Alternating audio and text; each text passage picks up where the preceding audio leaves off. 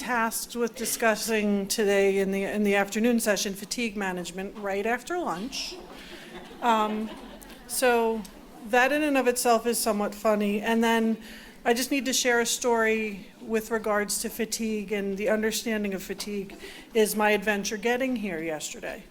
I decided to go into the method acting approach, and Tina, Jen, and I yesterday woke up at 3 o'clock in the morning New York time to get to the airport for a 7 o'clock flight, because we were trying to be good citizens of the airline and get there in enough time because for an international flight.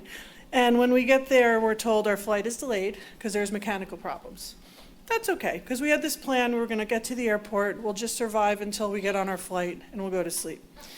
So our flight's delayed. And then we get another update that our flight is delayed.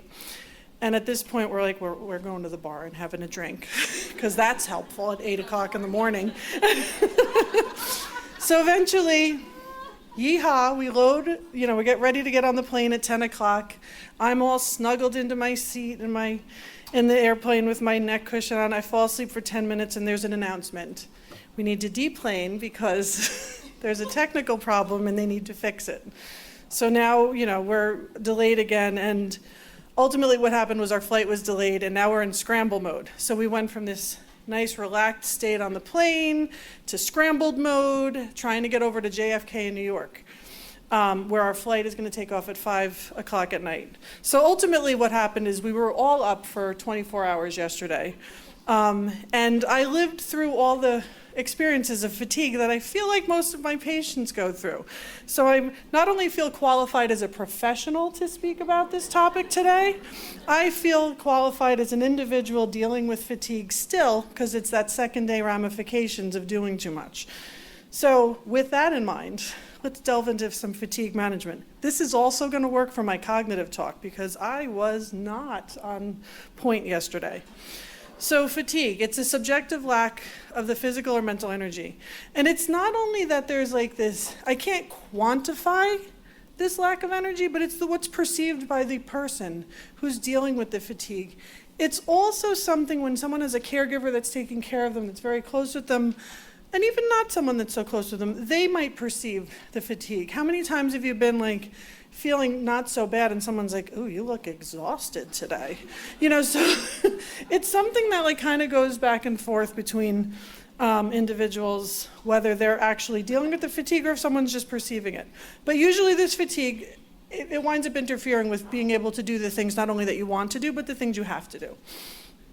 So how many times does someone go in to the physician and to us as therapists and nurses and professionals and say, "I'm tired all the time"? It happens probably every encounter that someone with MS, when they're dealing with a professional. But one of the questions that we might actually want to ask is, what do you mean by tired? Because there's so many different levels of fatigue. There's different fatigues with regard to physical tiredness. There's cognitive tiredness. There's just emotional fatigue when someone's dealing with a lot of stress and emotional issues. All of these things come together for the individual with MS. So you might want to find out like a little bit what that meaning of, like delve a little bit into that. As for those of us that are like the rehab professionals, we certainly have this somewhat luxury of time with our patients, because we might be working on some stretching with them, and we can spend that time while we're stretching in utter silence. We can be talking about the most recent episode of Game of Thrones, or we may be talking to them about some of their symptoms, and it's a great time to have a conversation about symptoms. So as much as I love Game of Thrones, pass on that and use that at lunchtime. But so what's the meaning of tired? Fatigued. It's a lack of energy. You're just kind of exhausted. But there's also some tiredness and fatigue that goes along with depression, and not everybody always thinks of the cognitive component of fatigue, and that when an individual is feeling fatigue, their mind is just not functioning as quickly and as rapidly as possible, as mine is not today. And that's a snowball effect. So they're not feeling that sharp and that on point, so they're working harder to go through their everyday life, even if it's something like doing their bills. And because they're working harder at doing that, they're becoming more fatigued, and it just goes back and forth. So not only does it do that with the physical aspect of their life, it's the cognitive aspect that can be affected as well. And usually someone that's fatigued, all of us, but especially with someone with MS, it's a combination. It's not usually they're only cognitively fatigued. They're not only emotionally fatigued or physically fatigued. It's a little bit of everything going on. So the more meaningful of a conversation that you can have with your people that you're working with, the more that you're going to be able to help them kind of structure a plan of attack to try to help and combat some of this fatigue. It's one of the most common and disabling symptoms. So most individuals will just come out and say, oh my God, fatigue is absolutely like crushing me. But a lot of people are like, nope, they're not going to give into it. Nope, I'm not tired, I'm not fatigued. And the more you have a conversation with them, you can find areas where they actually are experiencing it. So that number 95% is not a typo. 95% of patients are experiencing fatigue at some point. A good portion of them, as you can see, are talking about it as their most troubling of symptoms. If you think of it as not only that physical fatigue, which is probably what most people are thinking, is just like that sleepiness, tiredness, but also that cognitive, that emotional fatigue, that crushing feeling, you can understand why it's one of the more difficult symptoms for people to deal with. It doesn't matter what type of MS you have. It doesn't matter what age you are. It doesn't matter how involved you are with your MS. Fatigue is going to come and creep into your life in all different areas. And there's some evidence that's been gathered that says that a lot of it's evidence in this is my cognitive fatigue. Lesions in the basal ganglia and the hypothalamus, and those play an important role in the level of fatigue that an individual may have. So a lot of people have described fatigue as, and I'm not sure if everybody's familiar with this, as primary MS fatigue.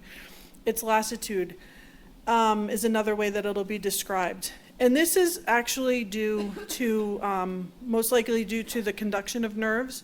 So there's a doctor in Seattle, where's Dr. Kraft? He's out in Washington. Portland. He has a great description of this and the fatigue. And his description is if you picture yourself driving along a highway and you're going along and you're driving, I can't do, what's kilometers, Aaron? Because you know how far, like what's a fast kilometer per minute? 100 kilometers, which you'd get arrested for in the States for driving 100. If you're doing 100 kilometers, and then all of a sudden and you're using like a certain amount of fuel, all of a sudden you hit a point where there's a slow up and you see those traffic lights ahead and you're like, uh-oh, there's an accident or something up ahead, and you slow down. All of a sudden you're using more of your energy and fuel to get your car going at a slower pace. And then all of a sudden you realize you're being diverted off of the highway onto a secondary road. So if you think of like a nerve impulse is going down and then it's being diverted to try to get the message across, it's the same concept. So now you're on the side road in the traffic and you're going even slower. And you're using how much more energy to get from one point to another. I'm staying out of kilometers. From one point to another, but you're now taking the winding road to get there. It's the same concept with messages in that nerve conduction. So once you get back on the highway, where there's all of a sudden it's wide open, you're back to that level of fuel. But to get from the brain to maybe your hand so that you can coordinate to hold a hairbrush, that message is taken much longer than it would have in an individual that doesn't have any disruption in their nerve conduction. So that's one of the thought processes to where this lassitude comes from. Imagine every day using the nerves in your body and the messages that for someone without MS, the messages are flowing freely. All of a sudden they're continually hitting traffic jams. That's exhausting. It's the same as if you do that every day going back and forth to work, and now all of a sudden every day going back and forth to work there's a traffic jam. It's exhausting. So there's also secondary fatigue. So these are the things that are interrupting someone's life that are causing additional fatigue. So there's sleep disturbances, there's spasticity, there's deconditioning, obesity, trying to get your body to move around. The extra exertion that's required for the daily activities because you might have spasticity and tightness. And then there's the temperature sensitivity. So now you're dealing with not being able to function in a room that's a little bit on the warmer side the same way someone without MS does. So these are all some of the different secondary sources of fatigue that we'll talk about. Because we're saying it's a significant problem, there's many different areas, and I've kind of touched on all of these, or most of these, that will cause the fatigue. But one of the things to keep in mind too is, even as rehab professionals, you should always keep in mind what kind of medications your patients are on, because a lot of the different side effects of medication is fatigue. So some of the medications that are combating spasticity actually wipes out the person's alertness level. So it's a whole cluster of things that will come together. So we want to work with people to try to help them balance out the things that are causing them fatigue. And we can't eradicate all of them. As an OT, I'm not going to say, stop taking your medication. I can't believe Colleen, ordered this medication for you, making them tired. So, you have to, and then that's where our team approach comes into play. Because as therapists and other professionals, it's important for us to speak with the medical professionals and let them know how the medications that someone's on is impacting their daily life. Because they may not have the same time and luxury to have the conversations that we might be able to have. So where are you going to use that time and information to pass on to the team? So I think most people are comfortable with knowing what fatigue looks like. And I think I kind of spoke to the effects of cognition a lot. But it is something just to make sure that you're talking to an individual about. And trying to address it so that you're not sweeping it under the rug, because it's really something that not everybody will always mention. And there's a cycle of symptoms, and you can start anywhere on the cycle. So let's start at the bottom with bladder problems. Someone that's starting to have increase in bladder problems, all of a sudden they're getting up in the middle of the night, multiple times maybe. So their sleep's gone down. So now they're not getting their reserve of energy because they're not sleeping well. And I'm proof of this today, their cognitive function goes down because they're sleepy and they're tired. And then what happens with that is their fatigue increases. They may become a little bit more depressed because their fatigue increases, and because now they're recognizing that they're having a little difficulty with their cognitive function. So now they're feeling kind of down in the dumps, and I don't want to go to the gym because I'm tired. I just want to sit on this couch and not do anything. And I think we've all been there on days. And you know that when you do actually go to the gym, you feel a little bit better once you're done with it, but it's that impetus to get to the gym. But this is something that someone's fighting with. So they don't go to the gym, and there's evidence that working on exercise and keeping the muscles moving can help with some spasticity and constipation. But now you're not going to the gym, so now these symptoms increase. And now that you have an increase in spasticity, it also may affect your bladder, so now we're back to increasing your bladder problems again, and then you're going to continue down this cycle back and forth. So there's quite a bit of different things that can go into the reason why someone's fatigued, which is, again, why that conversation is so important, to try to tease out some of the areas, because if a nurse is seeing a patient for a short period of time, the person may not mention that they're starting to have bladder problems. So they're going to talk about some other symptom that's going on in their life. But if you can then go to help and express to the team, like, Mrs. So-and-so is starting to really complain of, having bladder problems or tightness, you can share with the team, and it's where that team approach is really important. So sleep, I touched on it before, but sleep disorders in MS is another area that's really impacting someone's fatigue. And some of it has nothing to do with the MS symptoms themselves. You have people with obstructive sleep apnea, insomnia, restless leg syndrome. And they can occur, the sleep disturbances also can occur for a variety of reasons, as you can see on the list there. But the big one, again, like I was talking about, is medication side effects. And that's an area where the rehab team and can really help, because we can share those complaints with the medical team, because they're not always hearing the same complaints that we are. So there's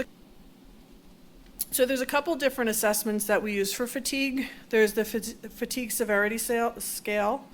There's the fatigue impact scale, which is a little bit longer, but it's broken up into 3 subgroups. So there's physical, cognitive, and psychosocial impacts of fatigue.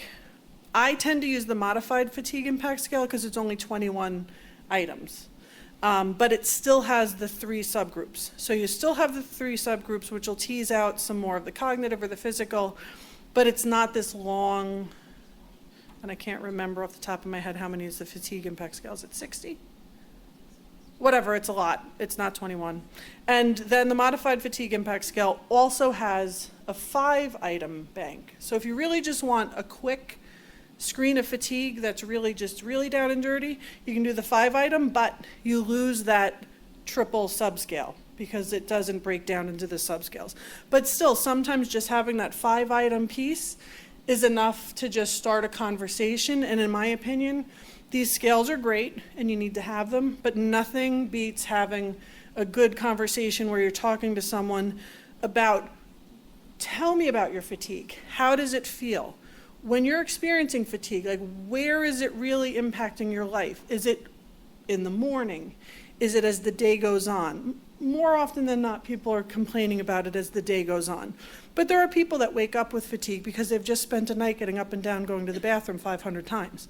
So it's really important to talk to them how it is impacting them. How is it affecting work? How is it affecting your interactions with your family? Are you able to go to your children's sports events? Are you able to have enough time at the end of the day to enjoy some intimacy with your partner? Like, these are all things that fatigue can impact. So to me, a scale is great to have a number, but nothing beats a conversation with an individual to be able to go through what they're experiencing. Describe a typical day. I love that question and that conversation that ensues, because you can touch on so many different areas that may not have come up if you just say, well, how's your fatigue? So it's a really good place to start with a patient. And kind of maybe like a couple weeks in, describe a typical day again to me and see what else comes up. It's a great conversation starter for so many different things. And if secondary sources come up, again, speak with the medical team, speak with the individual. If it's something where they're complaining of, and it sounds like it's sleep apnea, point it out, have the conversation, encourage them to talk to their medical professional, because that's where, we work with each other. There's some other fatigue scales. There's a fatigue questionnaire, the severity scale, the fatigue scale for motor and cognitive functioning. The visual analog is really a good scale for fatigue for someone that's not so good at giving something a number, but if they can look and kind of like put a hash mark through a place, that just works better for some people. So you may have to, like Sue said, this is a relationship for a lifetime. You're going to get to know, hopefully, a lot of these, the personalities and the nuances for the individuals you're working with. These are some other tools. There's the activity profile, the occupational questionnaire, and then there's the National Institute of Health Records, activity record. And that's a 24-hour kind of review of how you're feeling. A couple of these, what they do is they take a look at marking down at a certain point in time, whether it's every half hour, every hour, what you're doing at that point in time.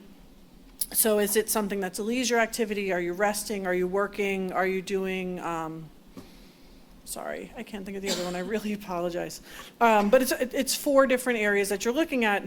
And then it also asks you, how is your fatigue impacting your ability to participate in that activity? So, and that to me is always really important, is someone might be fatigued and they might be having a little bit of trouble, but it's not the most important thing in their life. And then an hour later, they're doing something, and the fatigue might not be as impactful as it was an hour before, but what they were doing is so important to them that that's more meaningful, that they're having a hard time in that area. So it's, again, I'm a big proponent of conversations, and these kind of lend themselves to conversations as well. So these are some other questions for not only sleepiness but fatigue, but you can ask them like, how are you falling asleep doing some of these things? Where are you falling asleep? How are you feeling? And this will, again, elicit some conversation, but these are just some examples for you to use in a conversation. So management of fatigue, I'm trying to see how I am on time. Exercise is a huge, huge piece of fatigue, and it's the hardest thing to get people to buy into when you're tired. When someone's tired, they're not feeling well, they have all these other symptoms that are going on because of their fatigue. to tell them to try to exercise on top of it, they look at you like you're out of your mind. But if you can slowly work with trying to get them to understand the reasonings why, have them try it, have some success with exercise, keep it at a level where they can see success so that they can continue and want to participate, they'll continue to go and they're going to see those benefits. And also a lot of times I'll give people permission. It's like, here's your exercise program that we're going to do, and I'm going to give it to you, and this is what I want you to do on days that you're feeling good, that you're feeling average days. On those days where you're feeling like you have a little bit of energy and you got a little spunk and spark, I want you to add a little bit more in so you can kind of feel like that success, like, yes, I'm rocking it today. But also, I'm going to give you this level of exercise that I want you to do because it's a little bit less than what your average day is, but it's something. And I always tell everybody, I'd rather you do a little bit less and do something than to just say, I'm really tired today and I'm not going to do anything at all. So if you can kind of tailor the activities for not only like an average day for someone, but the slower days are the more important. And I always give them the rock star days too, because that always makes them feel good. And then they learn to balance it. So they can take my OT exercise program and then maybe have a conversation with a physical therapist and they'll give them some other different exercises. Or if they go to the gym, they're like, oh, I'm having a rock star day.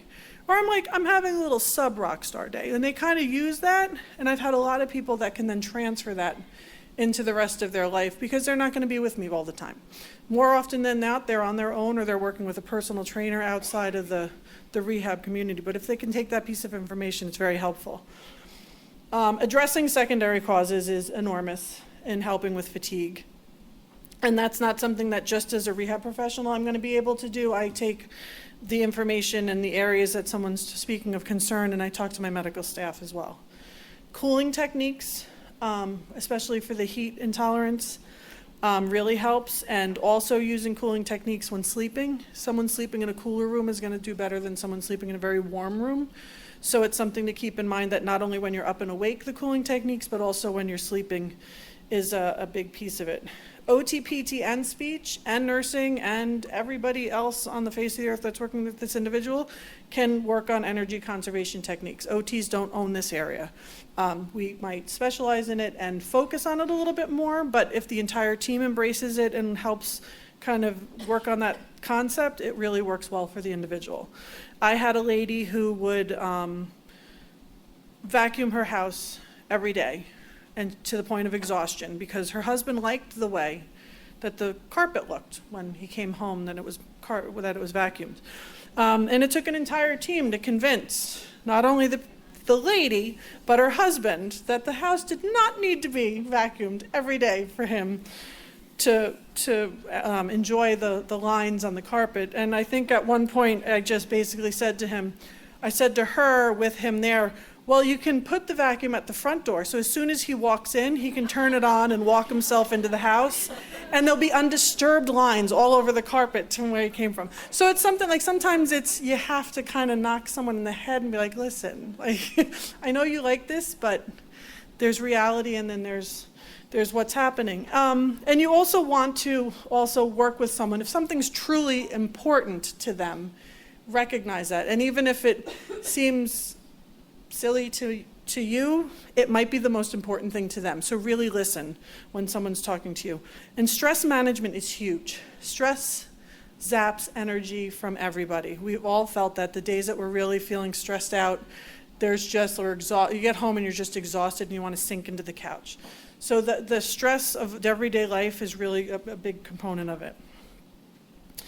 So here's some strategies for good sleep. I'm kind of running a little over because I'm rambling, but let me just quick go through some strategies for good sleep habits.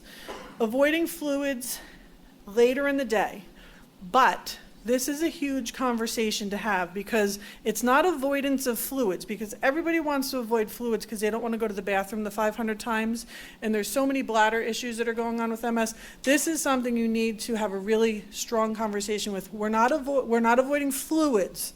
It's later in the day if you find that you're getting up 1,000,000 times a day, and particularly the caffeine in the fluids, because that can irritate the bladder. Getting a real good sleep rest habit. So a lot of times I'll tell people, take a scheduled nap. If you're working and you have a chance at lunch to just go somewhere, shut your eyes for 10 minutes, get into that habit where you do it, you'll find that your body responds well to that. And it's okay to take a nap, or it's okay to rest, because it's gonna help your body recharge. Making sure that you're managing the symptoms of MS, spasticity, bladder issues, all those ideas. Exercising, again, ideally earlier in the day, just so that there's usually a little bit more energy reserve and you'll have more of a buy-in. When it's in the later afternoon, it's harder for someone to be like, I can't wait to get on the treadmill after I've just worked the whole day. I know I have a hard time with it. So if you can get your exercise in earlier, there's more compliance with sticking with the exercise. And a huge thing that everybody does, no electronics or TV in bed if possible. That the lighting off of it, it's just been shown to cause sleep disturbances. So if someone can get into a routine where they're turning off and shutting off, it's as good as possible. If you can convince someone to get their phone out of their room, I mean, we all lived for how long without phones not being in our room, disturbing us in sleep? It's a huge impact. If they need to have it by their bed, like turning off the alarms and alerts so that they can get some rest. If they really feel like someone has to get in touch with me, designate 1 or 2 people where the alarm can come through and everybody else is silent at night and your texts are silent. It works wonders, because and that's across the board, not just the person with MS, but all the people treating the people with MS should follow that as well. These are just some easy to recommend energy management strategies. Pacing and rest breaks are really important. Recognizing the fatigue is important. So someone's doing an activity, let's say making a salad or making dinner, and they find that they're getting really fatigued.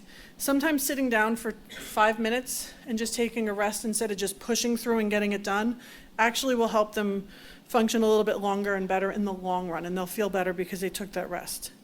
Using assistive technology in any way that someone can will often help with fatigue, especially the cognitive fatigue. So if you can use reminders and calendars, it really is helpful. Cooling and heat management, not everybody recognizes the heat component of it. I think a lot of people do, but not everybody does. So don't assume that everybody's recognizing that they're melting in the heat, and even just from showers alone.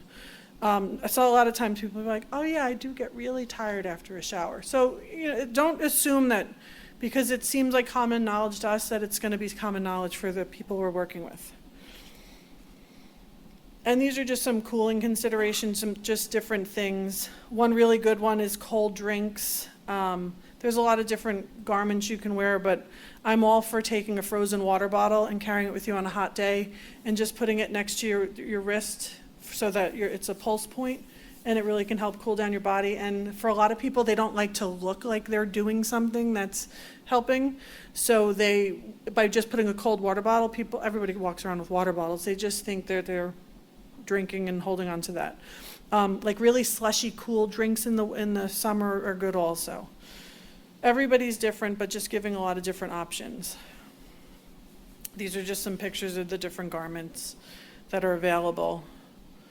And just some different heat management. I know we were talking about the pool before. There's the temperature, Fahrenheit and Celsius.